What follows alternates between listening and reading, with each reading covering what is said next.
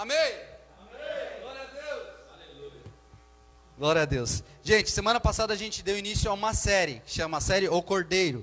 São 3 mensagens, se assim o Senhor permitir. A primeira, nós falou o Cordeiro dentro de casa. E aí a gente usou a passagem de Êxodo, falando que quando eles sacrificaram o Cordeiro dentro de casa. E aí eu fiz uma aplicação dizendo, o Cordeiro precisa estar dentro de casa. Ou seja, Cordeiro representando Jesus. Se o Cordeiro Jesus não estiver dentro da minha casa, ele não precisa estar fora de casa. Não no sentido de que o Cordeiro não precisa estar fora para os outros, mas no sentido que a minha vida que é em casa, ela precisa ser na igreja. A minha vida que é em casa, ela precisa ser no trabalho, ela precisa ser a mesma. Ou seja, o princípio de uma vida com Deus é o Cordeiro dentro de casa. Amém? Quem acredita nisso? Vou repetir. O princípio de uma vida com Deus é o Cordeiro dentro de casa. A igreja começa dentro de casa. O fluir do Espírito Santo, os louvores, o milagre, começa aí dentro da sua casa. Sabe? Nós precisamos ter o Cordeiro dentro da nossa casa. Vou dizer melhor, o Cordeiro deseja estar dentro da nossa casa. Aí a gente fala, papai, Cordeiro Santo, se não estiver em casa, não precisa estar em outro lugar, não. Não queremos viver com máscara, já basta a máscara da pandemia, mano. Você entende? E aí o Espírito nos ajuda a ser melhor. Amém? Então, o Cordeiro dentro de casa. E hoje eu gostaria de compartilhar com vocês o Cordeiro dentro de um propósito eterno. Vou repetir. A mensagem de hoje é o Cordeiro dentro de um propósito eterno. Amém? E eu vou pedir para vocês abrirem no Evangelho de João, capítulo 1. Eu vou ler dos versículos 1 ao 3. João 1.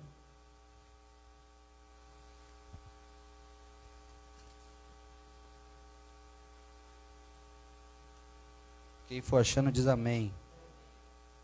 Estão bom de Bíblia aí? E olha que nem tem escola dominical aqui.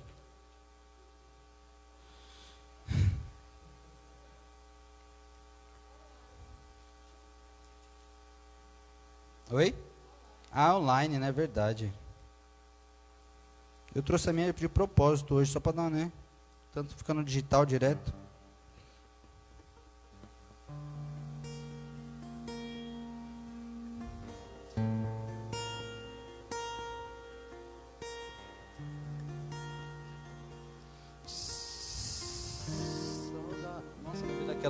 Aquela do Jordão, hein? Saudade que tu canta. Confesso que demorou, depois pode fazer ela, né? Do Jordão. Foi mal, galera, voltei, ó. Eu que lembrei de uma música aqui. João 1. Eu vou ler do 1 ao 3, amém? Amém? Vocês são pentecostal ou não são, irmão? Penteca que estuda a Bíblia. Cadê? Vamos lá. João 1, do 1 ao 3, eu vou ler. No princípio era o verbo, e o verbo estava com Deus, e o verbo era Deus. E ele estava no princípio com Deus. Todas as coisas foram feitas por ele, e sem ele, nada do que foi feito se fez. Amém? Esse versículo está falando de Jesus. E aí esse versículo está relatando que desde o princípio ele estava. E que desde lá do princípio todas as coisas foram feitas. E que sem ele nada do que foi feito se fez. No princípio da criação a gente vê a Trindade trabalhando. Na verdade, a forma correta de se falar seria triunidade. Trindade representa 3. Triunidade representa 1 com 3 frentes, com 3 pessoas. Ficou claro? Amém? Então a triunidade lá desde o princípio. Os 3, ou seja, tanto que quando Deus vai falar assim, ó, façamos o homem a nossa imagem e semelhança, ele está falando no plural, façamos, ou seja, o Pai, o Filho e o Espírito Santo. Jesus está desde o princípio, e quando nós lemos a Bíblia, e se nós lemos a Bíblia, melhor dizendo, sem olhar Jesus, nós nunca entenderemos a Bíblia. Jesus é a chave para você interpretar a Bíblia. Se você lê o Antigo Testamento e não vê Jesus, você não vai compreender o que Deus fez com Jó. Se você ler o Antigo Testamento e não ver Jesus, você não vai compreender como Deus só salvou Noé e não salvou a sua família, as outras famílias. Então Jesus, nós precisamos ler o Antigo Testamento vendo Jesus, porque essa é a ideia de Deus central, Jesus. A Bíblia diz que o Cordeiro foi morto desde o princípio. Então durante toda a história do Antigo Testamento, ali de Gênesis a Malaquias, é Jesus também. Então eu acabei de falar para vocês sobre Noé, por exemplo. E o que acontece? Está falhando? Ei. Noé. A arca representa Jesus. A arca representa Jesus. Se a gente for ver também, por exemplo, Abraão, Isaac também representa Jesus, o filho que foi sem reclamar, como sacrifício vivo. Moisés também representa Jesus, um libertador. Vocês estão entendendo como todo o Antigo Testamento fala sobre Jesus? Então Jesus está dentro de um propósito eterno. Então todo o Antigo Testamento está falando de Jesus. Agora, eu gostaria de compartilhar com vocês hoje, quando essa história é consumada, quando Jesus vem. E dentro desse propósito eterno, eu gostaria de falar da vida de Jesus com um propósito. Amém? Eu estava fazendo um estudo há um tempo atrás, e eu até anotei, nesse estudo, o doutor que estava falando lá, ele fala sobre 5 perguntas. 5 perguntas, e que segundo ele, regem a nossa existência. 5 perguntas que dizem qual roupa eu estou vestindo. Por causa dessas 5 perguntas, elas ditam a forma que eu corto o cabelo, por exemplo. Por causa dessas 5 perguntas, elas ditam como eu me visto, na onde eu estou. Segundo ele, essas 5 perguntas, ela é a culpa de todas as guerras. Segundo ele, essas 5 perguntas, ela é a culpa de ter divórcios. Segundo ele, essas 5 perguntas é a culpa de existir maldade no mundo. É claro, ele está fazendo dando um exemplo, né? E aí eu peguei essas 5 perguntas e gostaria que vocês refletissem sobre elas.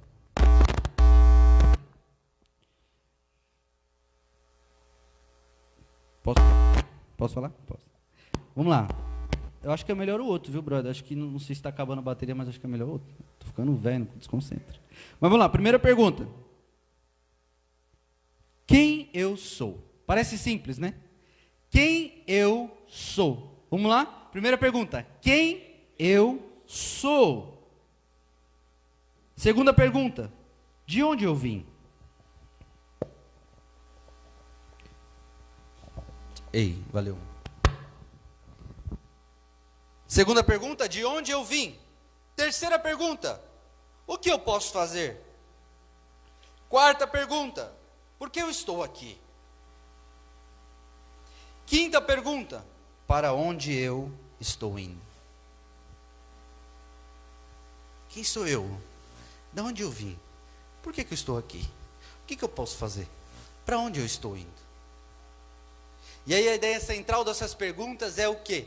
São perguntas que são ruins de responder. Ou melhor, às vezes são perguntas que são ruins de pensar. Mas a verdade é que se nós, em Cristo, conseguirmos respondermos essas perguntas, se em Cristo nós tivermos as respostas para essas perguntas, a nossa vida será uma vida completa. Amém? Foi isso que Jesus disse: eu vim para que tenham vida e vida com abundância, vida plena. Em João, capítulo 8, versículo 14, tem uma expressão muito interessante sobre Jesus, a respeito dessas perguntas. Em João 8,14, Jesus fala assim, eu sei da onde eu vim, e eu sei para onde eu estou indo. Eu sei de onde vim, e eu sei para onde estou indo. Agora, pense em alguém que viveu o propósito, foi Jesus. Imagina comigo, Jesus começou o seu ministério com 30 anos. Imagina ele que a sua adolescência, disse que ele já ensinava os doutores da lei. Imagina ele com um chamado dentro dele, imagina ele com o poder de cura dentro dele, vendo alguém aleijado do lado dele, ele sabendo que ele podia ministrar a cura, ele sabendo que ele podia libertar aquela pessoa, mas ele estava em um processo, dentro de um propósito eterno, esperando o momento certo, para ele poder viver o propósito dele. O processo faz parte do propósito. Amém? Vou repetir, o processo faz parte do propósito. Toda vez que você olhar para trás, é certo que você vai falar, foi um processo. Então o processo faz parte do propósito. Agora, Jesus é maravilhoso, não é? Jesus é bom demais. Porque além dele viver o propósito, ele ativou o propósito na vida de outras pessoas. Amém?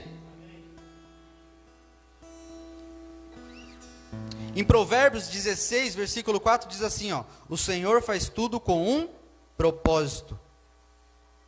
O Senhor faz tudo com um propósito. A verdade é que tudo que Deus faz, Ele coloca em uma semente.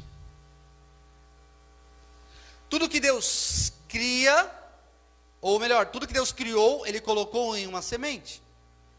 Deus criou o mundo, continuou criando o mundo? Não. Ele criou a árvore, haja. Depois Ele criou semente. Estão entendendo? E dentro da semente Ele colocou o propósito.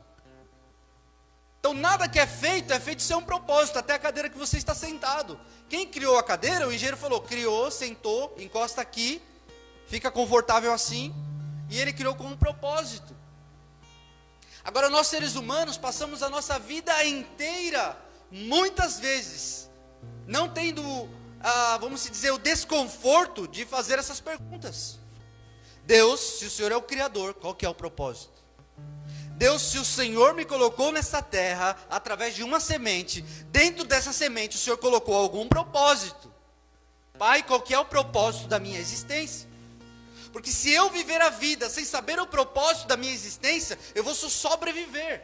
Eu vou só sobreviver. Eu não realmente vou viver. O Deus Criador nos criou com um propósito. Infeliz, a Bíblia diz, é o homem que planeja só para as coisas dessa terra. Agora aquele que vive com um propósito, não vai apenas viver, vai viver e vai ativar propósito no outro, porque ele é uma semente, e ele planta essa semente na vida dos outros, e de outra semente vai gerando outra semente, de outra semente, e cresce uma árvore, essa árvore vai produzir frutos, esses frutos vão cair na terra, que vai virar uma semente, que vai produzir outra árvore. Agora, se nós vivemos a nossa vida inteira sem propósito, ou sem perguntar para o Criador da nossa vida, qual é o propósito, nós vamos viver a vida para uma aposentadoria. Não foi para isso que o Senhor nos chamou. Não foi para isso que o Senhor nos escolheu. Eu cresço, eu estudo, eu trabalho e acabou. Não foi para isso. Isso faz parte. O teu trabalho faz parte do propósito. Amém? Quem está entendendo o que eu estou querendo dizer? Deus é bom, amém? Acho que, gente, eu falo acho, né? Eu tinha um professor na faculdade que ele fala assim, peraí, tira o acho primeiro e continua. Porque você tem convicção. Ele fala. Então, olha que legal. Imagina, Hermes. Imagina. Você poder falar assim, igual Jesus. Eu sei de onde eu vim. Você ligou? Tu já pegou aí, né? Eu sei de onde eu vim. Eu sei. Eu sei qual é a minha essência.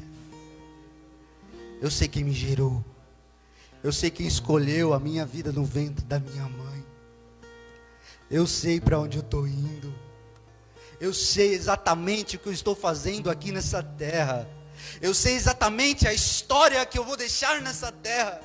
Eu sei exatamente as pessoas que Deus vai pôr no meu caminho para me ativar o propósito. Nós somos criados por um propósito maior que nós, do qual nós não iremos conseguir cumprir sozinhos. Por isso que toda a bênção de Deus não é para a minha casa e para a sua casa. Toda a bênção que Deus derrama, Ele derrama sobre o corpo. Toda semente que é plantada, ela gera frutos para outras pessoas.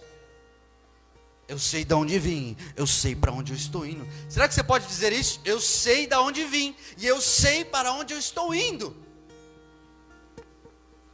Agora, sabe qual é o mais lindo dessa história? Sabe qual é o mais lindo? São perguntas difíceis de responder para nós mesmos. Pai, qual que é meu propósito? Às vezes a gente acha que é algo mirabolante. Nossa, pai, eu vou ser o Martin Luther King da história. Não, pode ser. Mas às vezes o meu propósito é ser um bom marido. Existe um estudo bíblico muito interessante. Esqueci o nome do pregador agora, mas uma bênção. E ele fala assim: no tribunal de Cristo é onde os crentes serão julgados. A Bíblia diz isso. No tribunal de Cristo, onde nós cristãos seremos julgados. Não para a condenação, mas nós seremos julgados pelaquilo que nós não fizemos. E aí ele tem um vídeo, e nesse vídeo vem uma mulher assim, ó, com o microfone na mão, e fala assim: Jesus, aqui ó, preguei para mais de 5.000 pessoas, converti tantas pessoas, curei os enfermos. E aí Jesus fala: mas o teu propósito era cuidar da sua casa. Você esqueceu dos seus filhos. Aí veio o outro: Jesus, fui um bom marido, trabalhei, dei de comer aos meus filhos. Também era o propósito, mas o teu propósito maior era você e seus filhos pregar o evangelho. Você deixou de pregar. E Jesus, com muito amor, vai dar o galardão e fala: vai para o gozo. Acabou esse tempo. E isso é muito interessante, porque dá-nos a entender a clareza de que existe um gozo separado sim para nós. Nós estamos caminhando para esse fim, ou melhor, esse começo que é a vida eterna. Só que o interessante é que Deus, o Espírito que Ele deixou para ativar o propósito em nós, porque Ele não nos deixou com essas perguntas sozinhos. Ele deixou o Espírito Santo para falar e colocar: é isso, faça dessa forma. Ele sempre vai dar o próximo passo, nunca vai dar o caminho todo. Nunca vai dar o caminho todo. Pelo menos em toda a história bíblica foi assim. Pelo menos na nossa vida é assim. Ele sempre falou: o próximo passo é esse. E é esse caminhar que você vai desenvolvendo o propósito. Caminhando com o Espírito Santo, eu vou entendendo o propósito. Amém? Só que o interessante é que depois tem o gozo, amém? Tem o gozo? Tem. Mas o Espírito quer desenvolver o propósito rápido, para que você consiga cumprir no mais amplo sentido da palavra, amém? Então, por que eu estou falando isso? Porque lá no céu não haverá chuva. E a Bíblia diz que Cristo em nós é a esperança da glória. O Cordeiro eterno em nós é a esperança da glória. Então, a Bíblia diz que o nosso trabalho é descansar no Cristo. E descansando nele, Ele vai revelando o propósito. Lá no céu, ou melhor, aqui na terra, Ele deixou unção.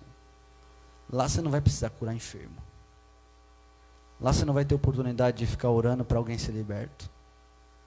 Lá você não vai ter oportunidade de pregar o evangelho e falar assim: olha, Jesus quer transformar a tua história. Deus está nos dando um período de vida, para que nesse período de vida nós vivamos o nosso propósito. Ativando corações, ajudando o próximo, justiça social, sonhando com Jesus. Quem deseja sonhar com Jesus, fique de pé no teu lugar.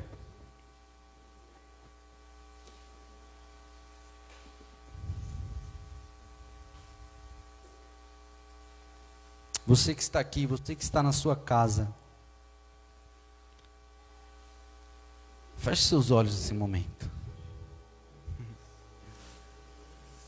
Eu tenho a plena convicção do Espírito de Deus aqui neste lugar, aí na sua casa. Eu tenho a plena certeza, não há sombra de dúvidas. Assim como o ar que você respira, ele está sobre a terra. Eu quero te dar uma notícia, porque evangelho significa boa notícia. E a boa notícia dessa época é que Jesus disse que o Espírito Santo, o Espírito dele, estaria conosco até a consumação dos séculos. O Espírito Santo já se retirou da terra? Não.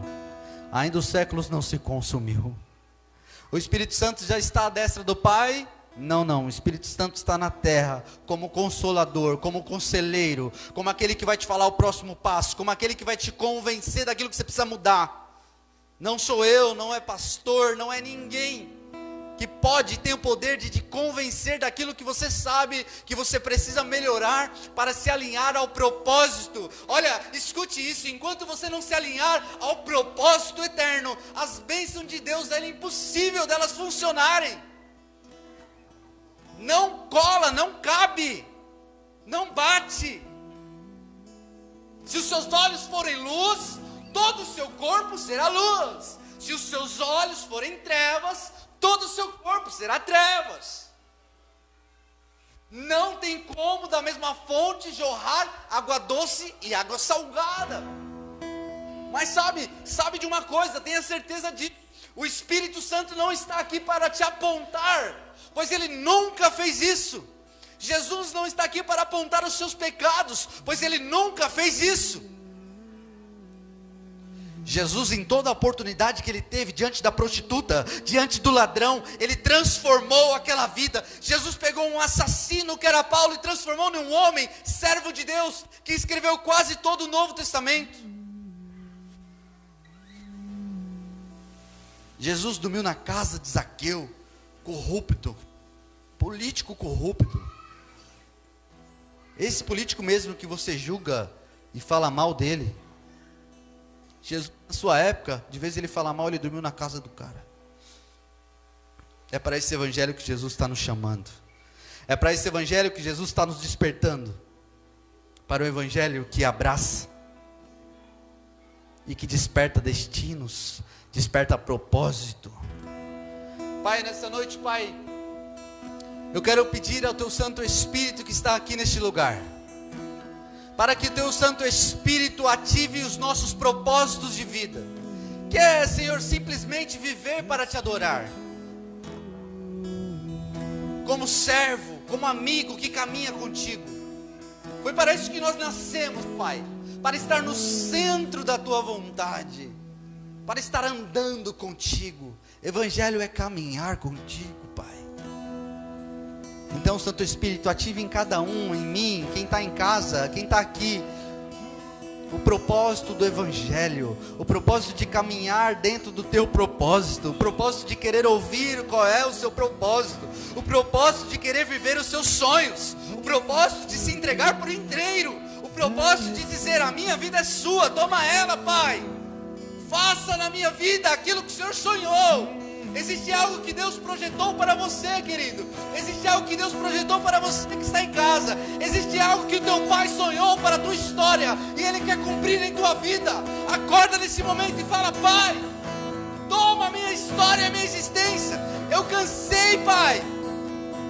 Sabe, se você não fizer isso, você vai continuar cansando, andando em círculo, andando em círculo, andando em círculo. Ative o propósito que é estar andando com Jesus. É tempo, é tempo, é tempo de fazer isso. Não desperdice a sua vida. Viva inteiramente. Fala para o Pai: Pai, eu quero viver inteiramente. Inteiramente. Até o meu último fôlego de vida. Inteiramente para Teu propósito.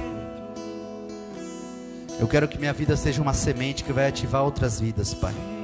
Será que você pode pedir isso ao Senhor? Pai, cumpra Teu propósito em mim. Ative a minha vida para pregar o Teu Evangelho puro, para amar as pessoas, para abraçar em vez de apontar.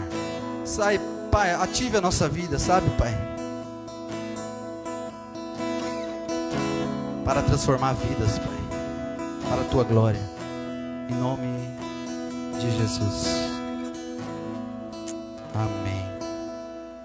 Amém?